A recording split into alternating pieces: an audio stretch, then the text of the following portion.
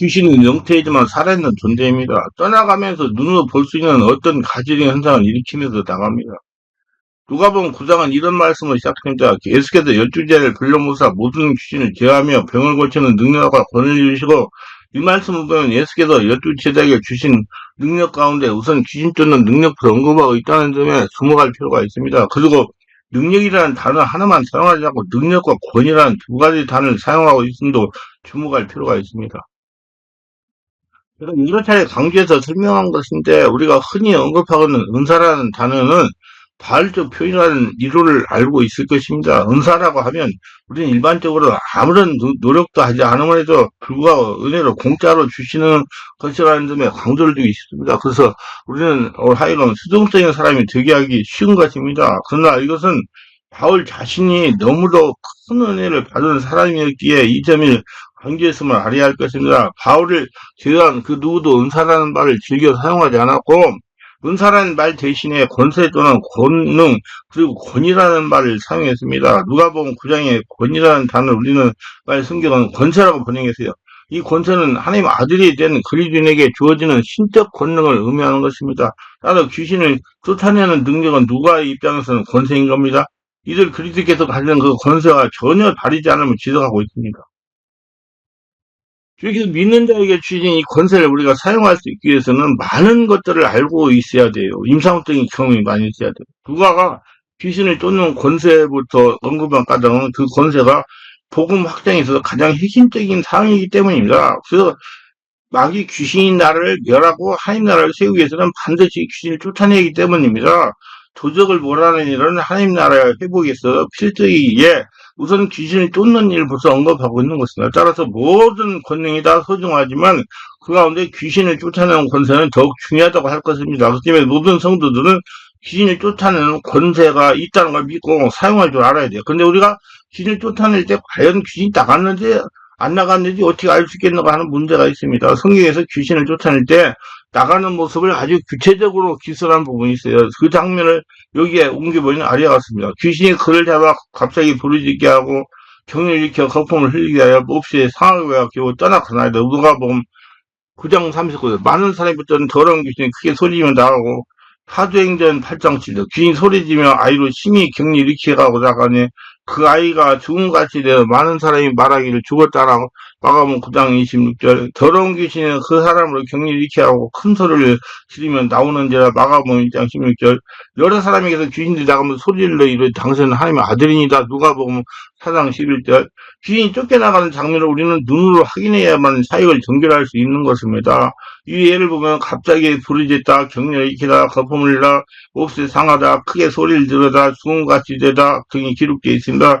성경은 귀인 쫓겨나는 현상을 이와 같이 묘사하고 있지만 현실적으로 이를 알아차리는 일은 간단하지 않습니다. 우리가 운동을 할 때 처음에는 실력이 좋은 사람의 시범을 보고 따라하게 됩니다. 능숙한 솜씨로 시범을 보이는 선수의 모습을 보면서 할 수 있는 것 같은 자신감이 생기지만 막상 하려고 하면 마음대로 되지 않는 거다.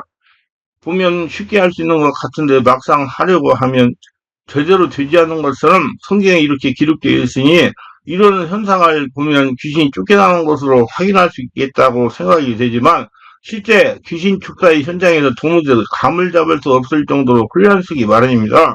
성령으로 장악된 귀신은 여유를 주지 말고 쫓아내야 되는데요. 한 번에 다 안 나가요. 그 사람이 성령으로 지배되고 하려고 되는 만큼씩 없어집니다. 길게 틈을 주면 자신들의 방어할 귀를 찾아내어 교묘하게 사역자를 속이고 다시 들어와가지고 안에 들어와 있어요. 그러면 축사에 실패할 수밖에 없습니다. 그리고 다시 귀신을 쫓아내면 성령으로 장악하는데 시간이 소요되기 때문입니다. 귀신은 축사에는 오는 사역자의 능력이 어느 정도 알지 못하여 축사자도 역시 귀신의 능력이 어느 정도 강한지 알지 못합니다. 그 서로 탐색전이 시작되고 이렇게 10여 분이 지나면 동시에 영적 싸움이 시작됩니다. 귀신이 약하다 하면 그때부터 이장소를 펴면서 어떻게 해도 내지 이 손가락을 모면하고 살아남으려고 갖은 수단을 다 사용합니다. 그 중에 거지로 나간 척하는 것이 일반적으로 많이 사용하는 귀신들의 일개입니다. 저는 귀신 이런 속이는 것을 위험에 방지하기 위해서 환자에게 기도를 오래 하도록 하는 것입니다. 그래서 2시간 이상 기도하게 하는 거예요. 저야 8시간도 한 사람 자꾸 해봤어요. 딱 탈진돼가지고 죽을 뻔봤어요. 내가요. 하지 마세요. 절대 그렇게 했다고 안 되는 거 아니에요. 자꾸 자기가 스스로 기도할 수 있고 바르게 설 수 있어야 돼.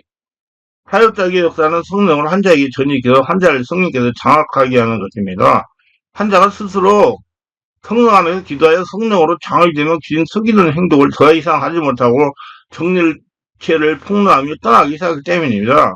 소리도 지르고 경련도 하고 부르짖고 거품도 뿜어내고 토하기도 하고 지독한 냄새로 풍깁니다. 이런 모습을 보고 귀신이 떠나가서 판단하고 섣불리 축사를 마무리하게 되면 사역자가 떠난 다음에 다시 들어와 괴롭게 되며 이렇게 이장술로 모면한 귀신은 더 강한 귀신을 불러들여가지고 그 환자의 사정이 전보다 더 나빠지게 되는 겁니다. 그 다음 다시 쫓으러 가면 쉽게 나가지 않고 결국 실패하게 되는 결과를 가오는 것입니다.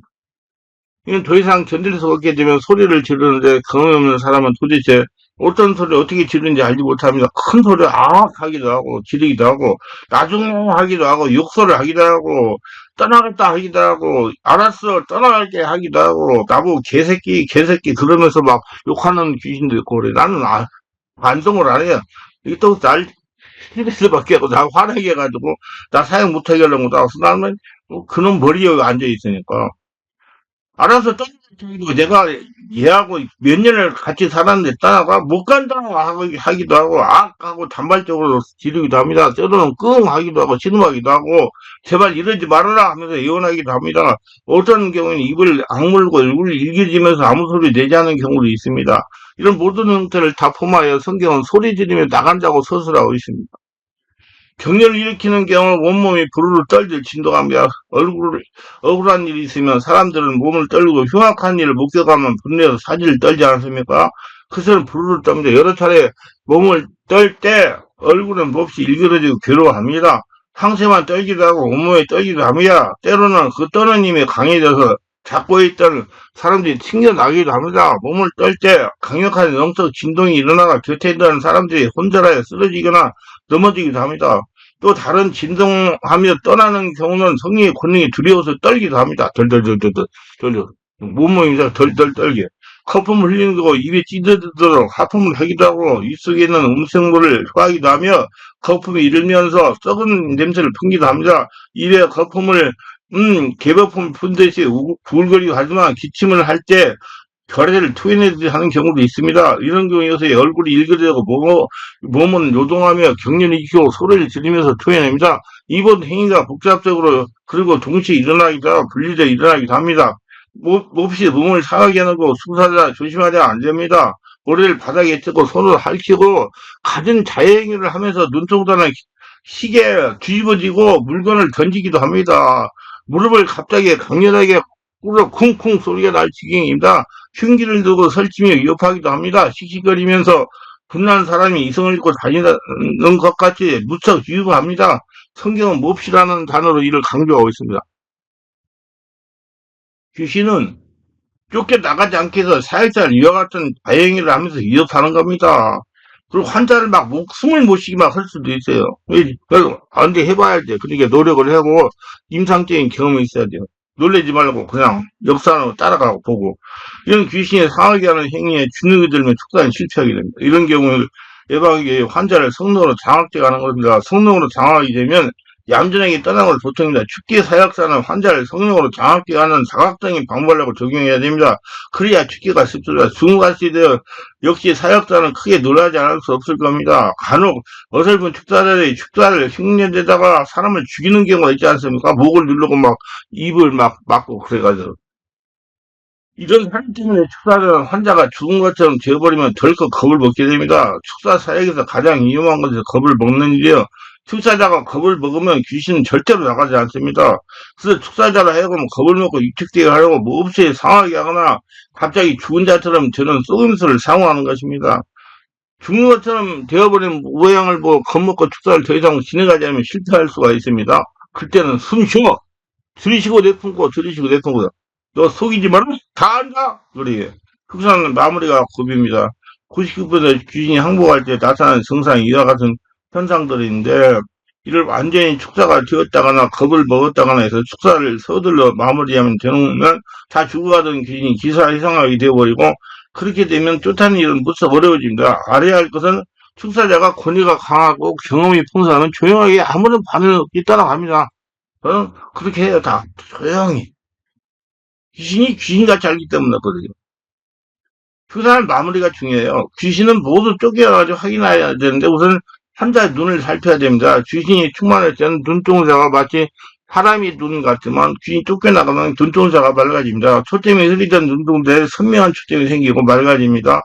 그러던 어느 정도 맑은 눈동자인지 설명할 수 없고 실제로 경험으로만 알 수 있는 것입니다. 따라서 여러 차례 경험을 하게 되면 분별력이 생기기 마련입니다.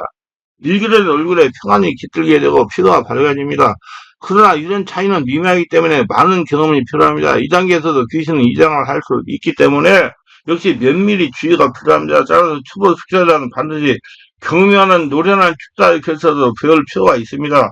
섣불리 따르면 귀신은 더욱 강해져 쫓아내기가 점점 어려질 뿐입니다.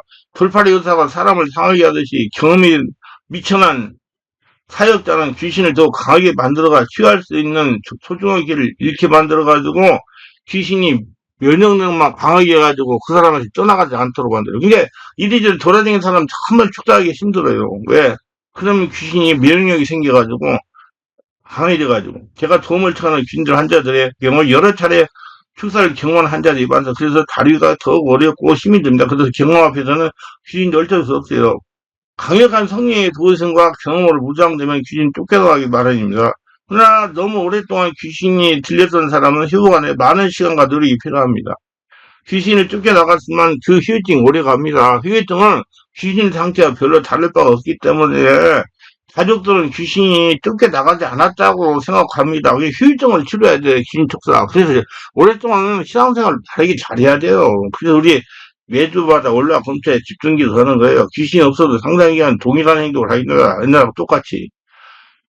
귀신이 들렸던 기간에 비례해서 그 후유장애가 남아있기 바랍니다. 이를 치유하기 위해서 회복 치유는 속사와 전혀 다른 관계에서 이루어져야 됩니다.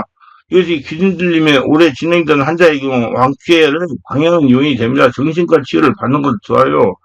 요즘에 약이 좋잖아요. 정신건강의학과 약을 소량으로만 먹는 거예요. 약을 의사가 틀어놨는데 다 먹으면 늘어져가지고 안 돼요. 자기 그 몸 상태를 봐가지고 약 분량을 조절해야 돼요. 제가 오면 내가 알려드릴게요. 어떻게 하는지. 정신과 약도 복용하면 정상으로 회복해야 됩니다. 더 상세한 거는 정신이란 불침이 아닌가를 책을 참고하시길 바랍니다. 이는 마치 강의라는 사건 현장에서 충격을 받은 사람들이 외상후 장애처럼 후유장애가 귀신 들림에 나타날 수 있어요. 후유증이 생긴다 이 말이에요. 그 후유증이 치료하는데 오래 걸려요. 그리고 진리만서 성령으로 충만한 집회에 참석하게 해서 용의 균형을 유지하도록 지도해야 되고 어쩌면 귀신이 죽기보다 관리 유지가 더 중요합니다. 유지를 잘해야 돼요. 그래서 이렇게 귀신에 고통당한 분들은 신앙생활을 저와 같은 목사가 인도하는 교회 가서 신앙생활이 좋아요. 아무나 못합니다. 거기 떠나버리는 데만 떠나도 된다면 아무 데나 가서 신앙을 도로가 더 강해질 수가 있어요. 지속적으로 예배에 참석하여 기도해야 됩니다. 분배적으로 귀신이 떠나갈 때 나타나는 현상은 이렇어요. 콧구멍이 벌렁거리거나 입술이 오므라들며 목구멍이 확장이 됩니다. 몸이 부어오르기도 하고 불을 떨기도 하며 뱀처럼 쉬쉬쉬쉬 소리 내기도 합니다. 동물처럼 울부짖기도 하며 심한 악취를 풍기기도 하고 더러운 가래를 뱉거나 거품을 흘리기도 합니다. 흰자위만 보이거나 눈동자가 확장되거나 두 눈이 각각 따로 움직이기도 합니다. 귀신 들려 사람이 쓰러져 발작을 하면서 기침을 할 때는 귀신이 축출되는 경우가 많습니다.